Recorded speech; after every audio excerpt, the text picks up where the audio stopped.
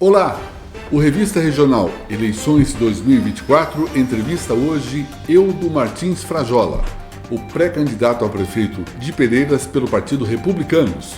Vamos conferir. Bom dia, Frajola, seja bem-vindo ao ArtNet Eleições 2024 Entrevista.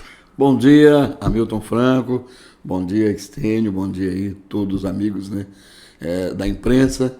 Um bom dia especial para todos que a partir de agora estarão nos acompanhando, E a gente fica feliz em estar aqui do outro lado, para que possamos, assim, falar um pouco daquilo que a gente se propõe no nosso dia a dia. Além das atividades profissionais, a gente ainda encontra tempo para a gente se colocar à disposição em servir. E é muito bom quando a gente consegue ser útil em nossa família, em nossa comunidade, em especial para a população de uma cidade inteira, Milton.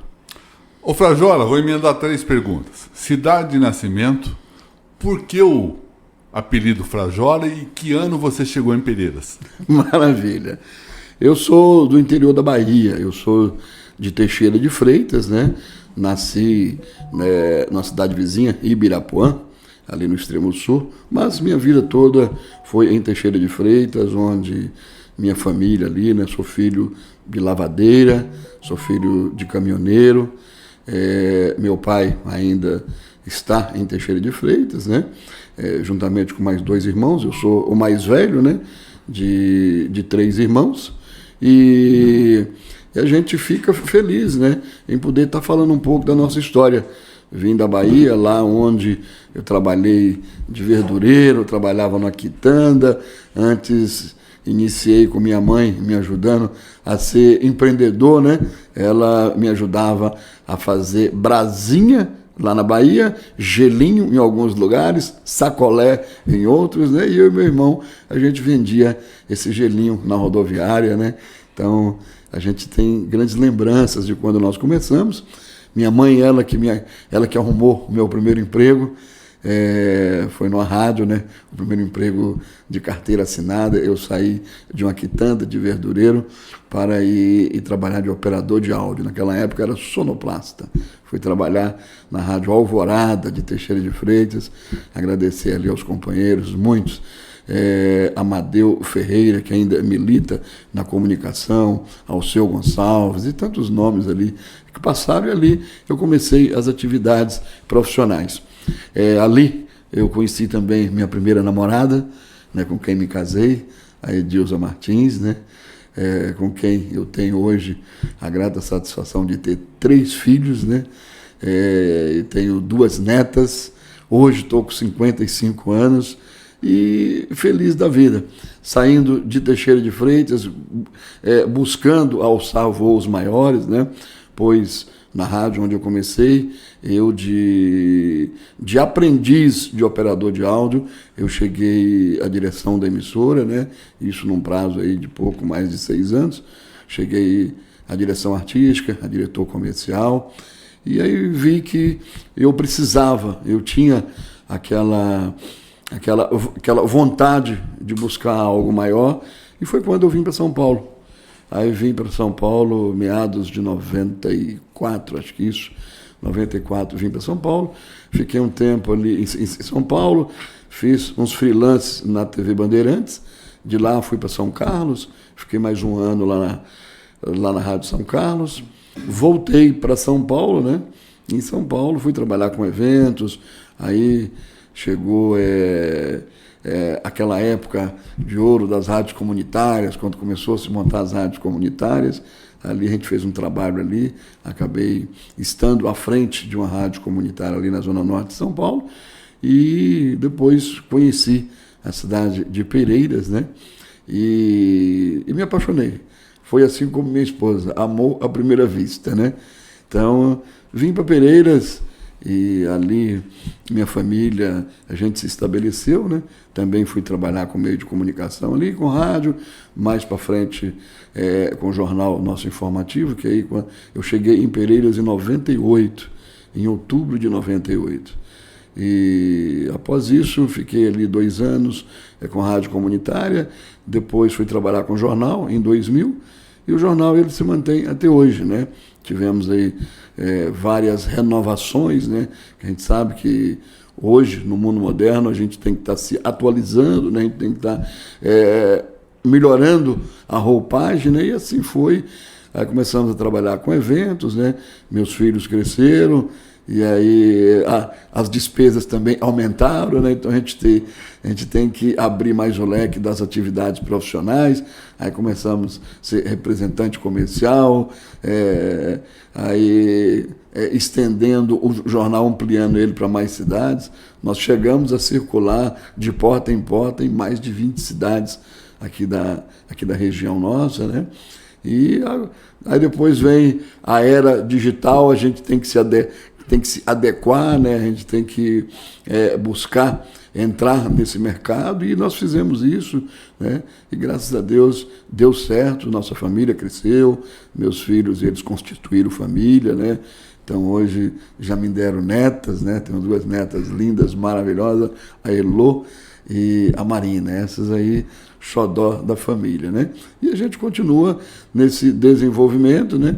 Tentando melhorar, mas sempre agregando, tá? Sem passar por cima de ninguém, sempre respeitando os profissionais, respeitando as pessoas, né? Aqueles que nos acompanharam, e valorizando aqueles que acreditaram na gente, né? Tem muita gente que acreditou. Eu lembro ainda do meu primeiro anunciante, então é um negócio muito legal. Eu lembro que ele entrou quando ele veio acreditar no projeto nosso do jornal, foi maravilhoso, meu amigo saudoso Zé da Rede Fé, o Zé Fernandes, então, uma pessoa que... Então até hoje, né? E todos, né, todos esses anunciantes nossos, a gente conseguiu estar mantendo. Então a gente agradece esses parceiros que nos ajudaram, né? E aí, a gente vendo esse trabalho todo, a gente fala, viu, e eu sirvo para quê na minha comunidade? Só para aprontar o dedo? Só para mostrar a ferida? Só para discordar? Só para falar o que está dando errado? Não, eu também posso ser útil. E aí foi quando eu entrei na política, lá na cidade de Pereiras, né? Eu, em 2004, eu saí candidato a vereador mesmo, não sendo natural, né, de Pereiras, era visto ali como forasteiro. Esse foi o título que foi dado para a gente, que chegava de fora, era chamado de forasteiro, e eu tive a grata satisfação de ter mais de 10% da votação daquela eleição para vereador.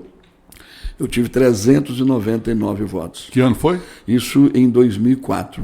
E aí assumi em 2005, né? Fui vereador de 2005 a 2008. Só para você ver a gratidão que eu tenho por Pereiras. Naquela época que eu fui eleito vereador, o segundo colocado teve a metade dos votos meu. Então eu teve 215 votos, salvo engano. E eu tive quase 400 votos, né? Então isso me engrandeceu muito. Eu fiquei muito feliz com isso, tá? Que foi resultado de um trabalho, resultado da credibilidade que a gente alcançou ali, mesmo não sendo da cidade, né? Mesmo tendo aí os percalços que todo mundo tem para se estabelecer num lugar estranho, né? Então eu tive essa grata satisfação. E aí fui vereador, não saí para reeleição, porque eu sou contra a reeleição. Mesmo no legislativo, eu sou contra, porque eu entendo e eu vejo a política como a arte de você ser útil, de você ajudar e você dar a sua parcela de contribuição para a sua cidade, para a sua comunidade. A partir do momento que você coloca a política como meio de vida, como sua profissão, acabou esse encanto, certo?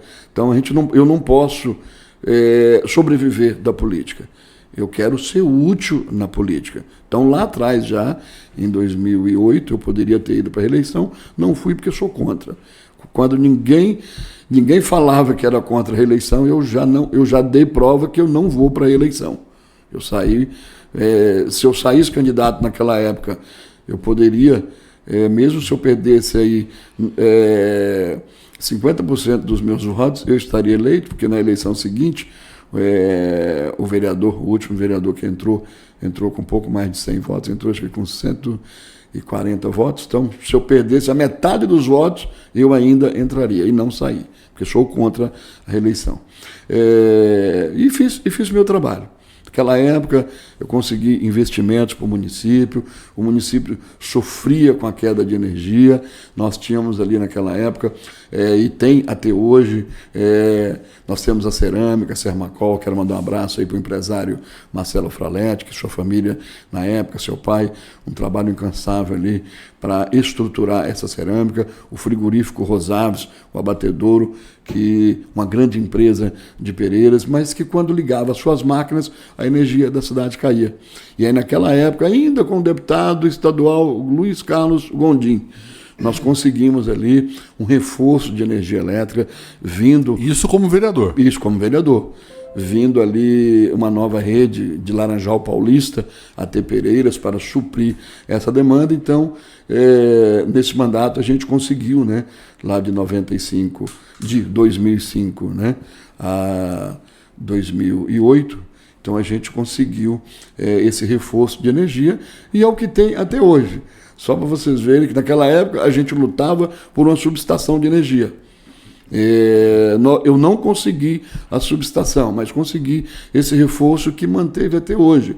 De lá para cá não houve mais investimentos, a subestação continua sendo um sonho, continua sendo aí um alvo que a gente tem que perseguir, tá? Se a gente quer melhorar a infraestrutura energética do município, nós temos que ter uma subestação de energia e nós não temos ainda, mas esse reforço que tem, o que está garantindo o funcionamento até hoje, eu tenho a grata satisfação de ter feito esse trabalho. Na época, você se recorda muito bem, o Dr. Mauro Assi era o secretário de Energia, tá? E nós tivemos ali 2, 3 audiências com ele, ele levou o pessoal da Electro, na época, numa reunião com a gente, e junto com o deputado Gondim, a gente conseguiu esse investimento da Electro, antecipar, porque estava previsto para a Electro fazer isso 20 anos depois, ela fez antes. E agora cabe a gente continuar lutando, né, para que venha uma subestação de energia. Naquela época, nós conseguimos ali emendas, nós conseguimos apoiar a Polícia Civil. E você era oposição ou situação na Câmara? Eu era oposição. Mesmo sendo oposição, votei em todos os projetos de desenvolvimento do município, nunca fui contra nenhum projeto que viesse beneficiar, fazia uma oposição mais consciente, né, uma oposição responsável. E naquela mesma época, não como oposição, mas como servidor do povo, fiscal do povo, né, eu fiz o meu trabalho ali de investigação. Alguns desvios que aconteciam, algumas situações que não eram plausíveis no uso do dinheiro público, fiscalizei, denunciei, uns tiveram que devolver, outros tiveram que mudar os métodos utilizados para gerir o dinheiro público, né? Foi alvo aí de uma CPI que a gente fez ali, mesmo sem apoio naquele momento na Câmara, porque a gente tinha minoria, mas houve ação do Ministério Público, houve ação da Justiça, as pessoas que foram ali elencadas como autores, eles tiveram aí a oportunidade de ampla defesa, né? Mas houve algumas condenações, né, fruto desse trabalho de investigação.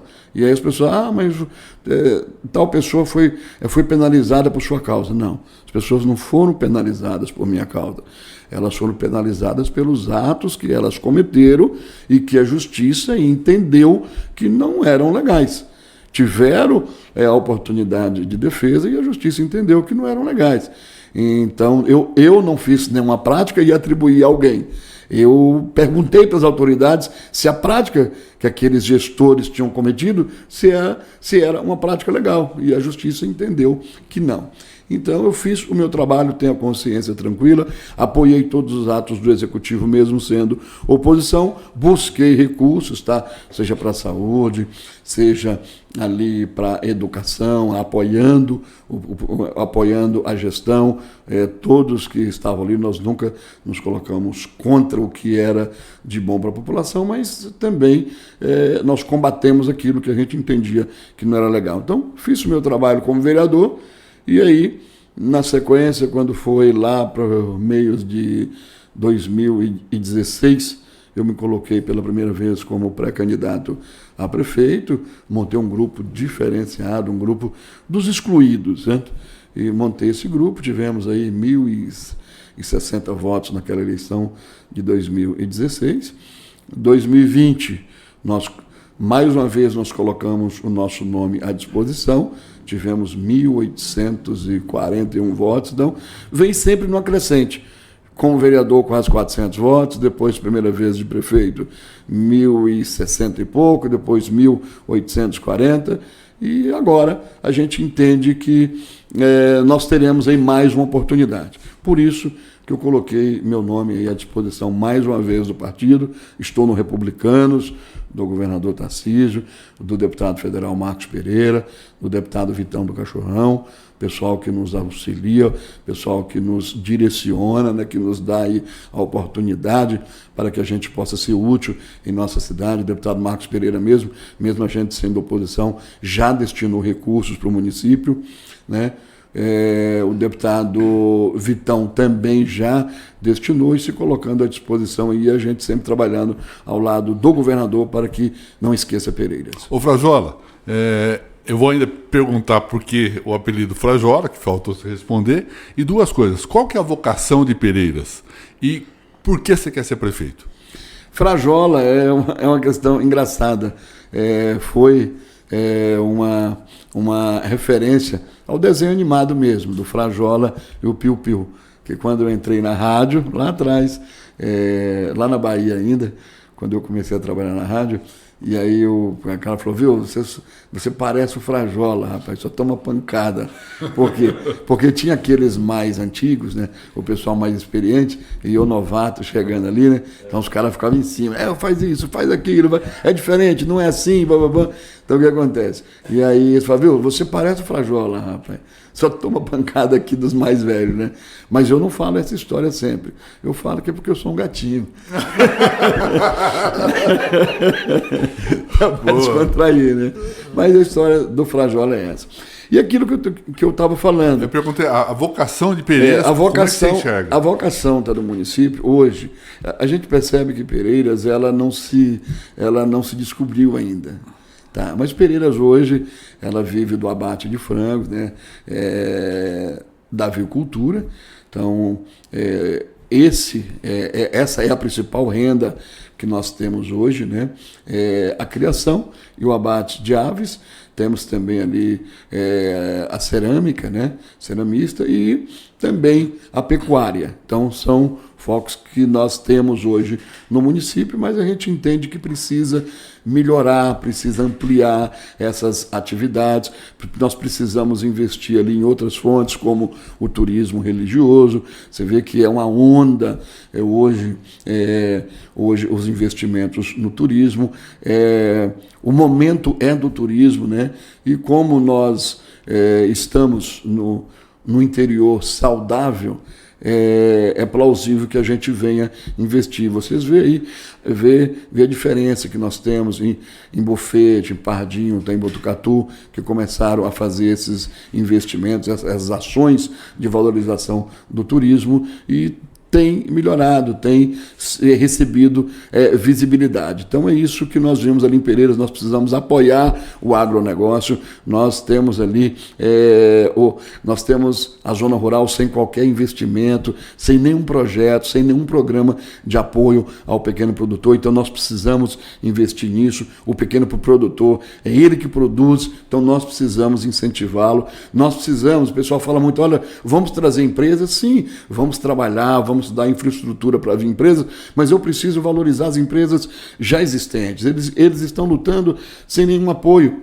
Então nós precisamos incentivar aqueles que já estão lá a desenvolver, a criar mais vagas de emprego, a melhorar o piso salarial, para que a gente possa investir nas pessoas, né? Então, nós vamos buscar empresas sim, mas nós vamos também valorizar as empresas já existentes para melhorar essa relação entre o comércio, entre as indústrias, entre as pessoas, que são aí o foco principal desse trabalho. Precisa ser, o ser humano tem que ser o foco de prioridade. E outra questão, a gente vê, a cidade tem mais de 10 anos aí que a gente não vê uma construção de casas populares. Então eu preciso fazer com que essas famílias que ainda pagam aluguel, elas tenham opção de ter a sua casa própria e não por sorteio. Eu acho, não é digno a gente colocar o futuro de uma família em um sorteio. Então eu preciso que essa família tenha a oportunidade de ter a sua casa própria,